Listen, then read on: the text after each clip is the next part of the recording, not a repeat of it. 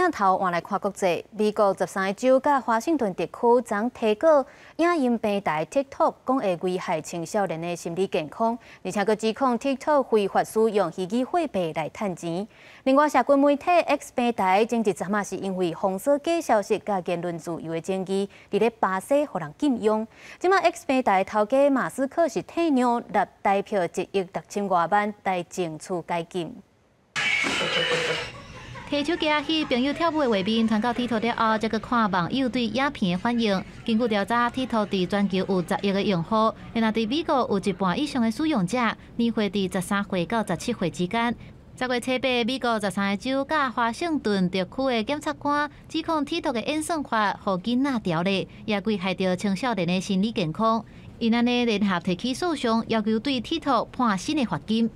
We wanted to protect children. It's as simple as that. Because nationwide, children and teens are struggling with significantly high rates of depression, anxiety, suicidal thoughts, suicidal ideation, and other mental health issues, largely because of social media.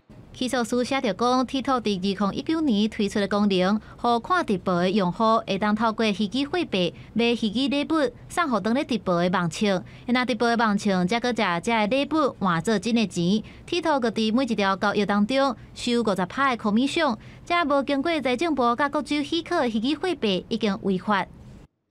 TikTok has intentionally and deliberately manipulated and hurt knowingly young people through its platform. It has promoted excessive and addictive and compulsive use by design of our children through its different features from autoplay and infinite scroll to its likes to its beauty filter. TikTok 的发言人发布所有指控，并且表示对各州选择起诉，毋是共同合作，议定解决方案感觉违宪。另外，巴西最高法院大法官莫瑞斯要求 X 平台退掉2022年巴西总统大选期间散布假消息的口罩，并且请新的法律代表。不过，互自认是言论自由守护者 X 平台头家马斯克拒绝。莫瑞斯伫8月3日下令停止 X 平台伫巴西所有的运作。不过，最近马斯克态度大改变，同意遵守莫瑞斯所有要求，包含到520万美金，大约代票1.67亿的罚款，并且请法律代表等等。10月7日，巴西最高法院宣布解除对 X 平台的禁令。公司新闻新录背编译。